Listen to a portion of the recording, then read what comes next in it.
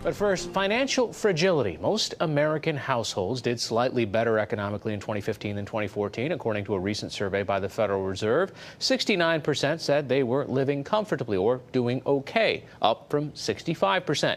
But 31% said they were either struggling to get by or just getting by, a figure that includes millions of middle-class Americans. In fact, it can be surprising to learn just which Americans continue to struggle. Judy Woodruff has the latest in our series with The Atlantic. By almost any measure, Neal Gabler has led a successful life. He's published respected biographies of Walt Disney, Barbra Streisand, and Walter Winchell, written for leading newspapers and magazines, taught at prestigious universities. He's a husband and the father of 2 daughters, now launched in their own successful careers.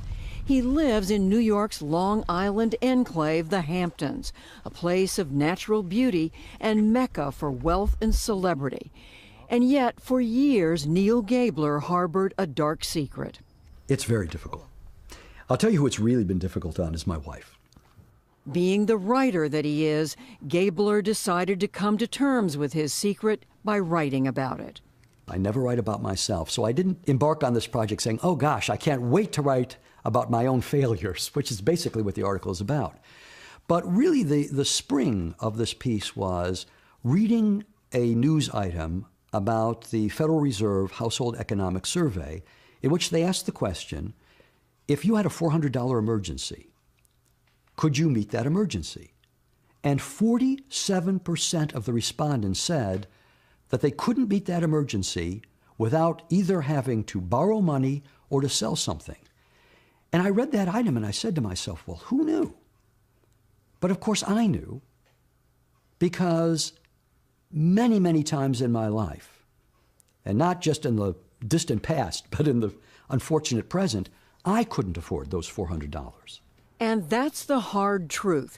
Despite all his outward signs of success, Neal Gabler is frequently broke. His recent story in the Atlantic magazine brought widespread attention to that fact. Did you hesitate at all about bearing your personal life? Very much so. I'm not the kind of person who really likes to expose himself. But then that reluctance became part of the article itself, because I coined the term in the article, financial impotence. And it struck me that talking about our financial situation is very much like men not wanting to talk about sexual impotence. It's just not something you do. It's an embarrassment. It's a shame. It's a humiliation. And financial problems are exactly the same thing.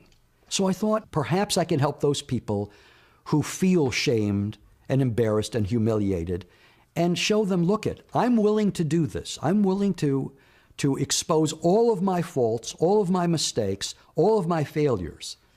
You're not alone. What do you say, buddy?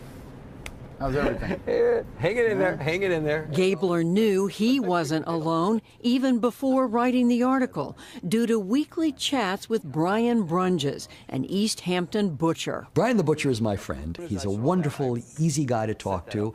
And gradually, over time, we'd talk about our financial situation. Very, very rare, particularly among men. And I remember one day, especially, this was one of those periods where I didn't have the $400, and unfortunately they come all too frequently. And he said, I'm going to tell you something. He said, I've been in the same situation, I've got this expense and that expense. If anybody tells you that they're sailing through, they're lying. Everybody struggles. I have a child with autism. He was diagnosed 20 years ago. Okay, my wife had to stop working. Became a one-income family. We accumulated a lot of outside expenses. So I struggled. But you know what? I got to do what I got to do. That was almost the final push to write the piece. Because, you know, he's right. There are so many people in trouble. They won't talk about it. Brian is one of the very few who would be open with me, and I was able to be open with him as a result, so that we were able to share this. It kind of like took a weight off my shoulder, knowing that a guy like Neal, you know, he's got a house in East Hampton. You figure, you know, he's doing all right for himself, but he's not. Everybody's struggling, you know, and it's tough. The middle class is in desperate straits. I think that's Edward Wolf is a professor of economics at New York University. Today, the average family has enough financial reserves to keep it going for about 3 weeks. That's it.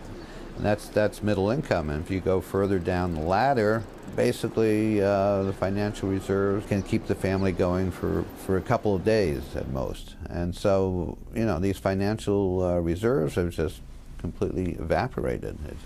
It's incredible. We came up with this word, financial fragility, when we thought of looking at the capacity of families to bear a shock, to face a shock. Anne Maria Lusardi is an economist at George Washington University. And the way we formulated the question is, how confident are you that you could come up with $2,000 if an unexpected need arose within the next month? And what we found is 40% of families could not come up with $2,000 in 30 days. So it's important to recognize that the financial fragility is just so widespread. The main reason is that we've had a long period of wage stagnation in this country, even going further back, even to the mid-1970s.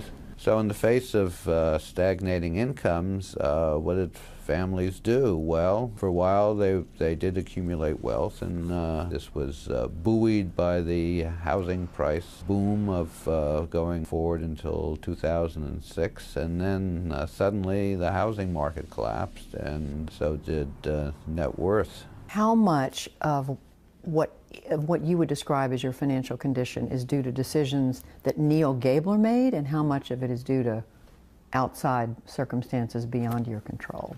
That's a great question, and I want to take responsibility. I don't want to put everything off on these larger financial forces. I chose to become a writer. This is the most financially perilous profession that one can possibly imagine, except possibly being an actor. You know, I chose to live in New York City because I thought I needed to be close to magazines and publishers that I needed for my writing career. So I did that. And New York is expensive. You know, I chose to have 2 children. You know, children are expensive. I made the choice to send them to expensive colleges. So those were all choices that I made that had serious financial consequences. But again, those choices were what I call life. So many young people today are told, find your passion and follow it. It sounds like that's what you did. That's exactly what I did. I followed my bliss, and I'm happy I did. So, you know, I accept responsibility. On the other hand, since roughly half of Americans are suffering the same sort of financial fragility I'm in, we can't say that they're all imbeciles. What we have to say is that there are forces beyond our control. Let me ask you a couple of other questions about personal decisions you made. Absolutely. You brought it up yourself. The decision to live here. We're in East Hampton. Mm-hmm. People think, living in the Hamptons? That's a really expensive part of America. You know, when people hear that I live in the Hamptons, the first thing they say to me is, oh my gosh, you live in the Hamptons. What they don't really understand is that there are 2 Hamptons. There are the people who live here full-time, as I do, who are not wealthy. And there are the people who come here during the summer who are. So, yes, I do live in the Hamptons. And when I bought this house, you know, I could afford it. It wasn't exorbitantly expensive. I was able to afford it for a very long time. This is all cedar, but you can see how many shingles are missing here. Right. These days, though, the house has fallen into disrepair. It's in desperate need of a new roof. Floorboards are rotting. It has not seen fresh paint in many years. If I had $100,000, I could probably get it done. Yeah. Did you ever think about moving to a less expensive part of the country? We did, and we've talked about that, but here's the catch-22 of that. If we were, once the recession hit, you know, the house lost its value, as it did for, you know, most Americans. So now the house is deteriorating, it's lost its value. So if I had the resources to fix up the house to sell it, I wouldn't need to sell it. That's the catch-22. I am a financial illiterate, and financial illiterates pay a heavy price for their financial illiteracy. Gabler is not using the term financial illiteracy loosely. It's a phenomenon economists say is a key factor in the current fragility of the middle class. We measure financial literacy by looking at basic financial knowledge. We are experiencing much more complex financial markets, much more complex financial products than in the past. And the knowledge of people has not kept up. Half of America will have to compromise on their dreams. There's one statistic that I cite in the piece from a USA Today survey, which I think is fascinating. And that survey determined that a middle-class existence in America would cost $130,000. A year. A year. The median income in America is somewhere around $50,000.